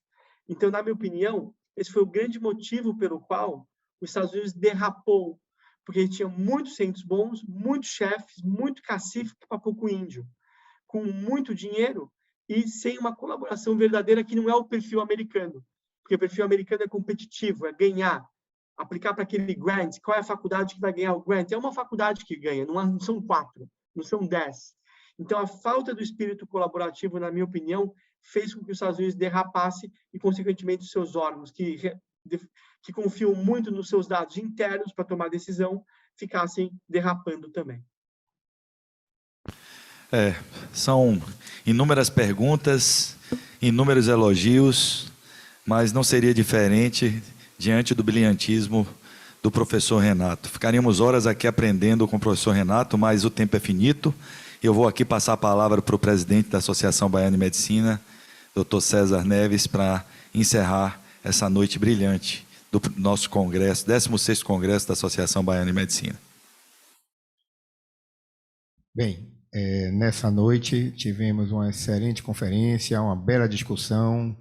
O professor Dr. Renato mostrou a importância da ciência e da pesquisa científica e como a medicina brasileira está sendo protagonista nessa pandemia.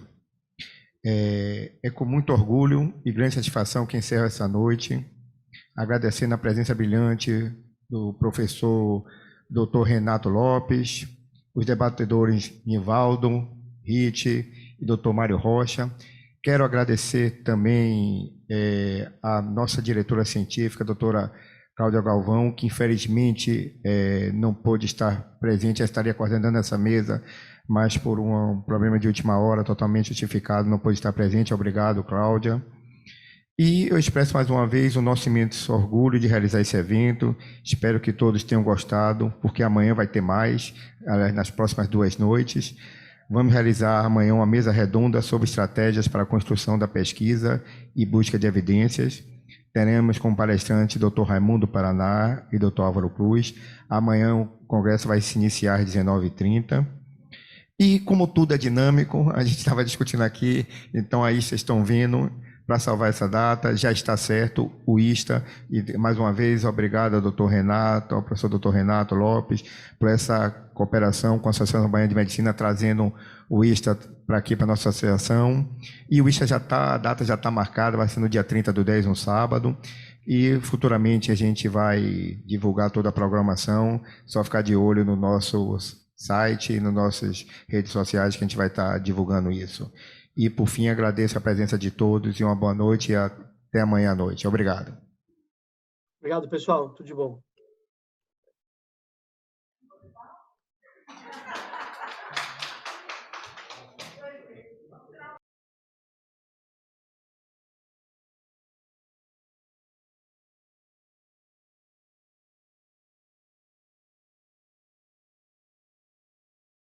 O melhor certificado é alguém poder voltar a competir.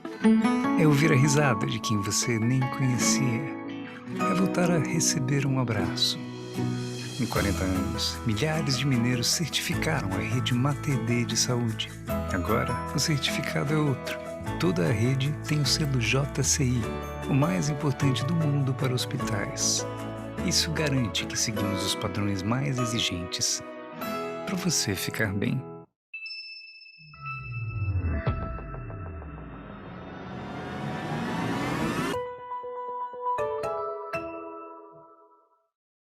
Ciência. Pela primeira vez na história moderna da humanidade, aprendemos que a ciência, mais do que nunca, é feita por pessoas como a gente. O João, que joga bola e é cientista. Ele trocou a resenha com os amigos para encontrar soluções.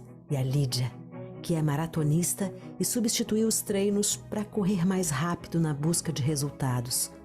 A ciência, ao longo dos últimos meses, precisou de amigos, parceiros e voluntários para oferecer apoio e acolhimento nesse momento difícil. E foi assim que vimos pessoas que em casa vibraram e se emocionaram com os profissionais de saúde que foram levados à exaustão, as que escreveram histórias de superação. Vimos por trás dos diplomas, jalecos e máscaras, humanos, que também ficaram isolados dos abraços, do carinho e do calor de quem eles amam. E agora que falta tão pouco, chegou a nossa hora de reforçar os cuidados com a máscara, a higiene pessoal e o distanciamento. Então, deixe seu braço pronto, pois estamos a cada dia mais perto do próximo abraço. Grupo Sabin, parceiro da saúde nessa luta pela vida.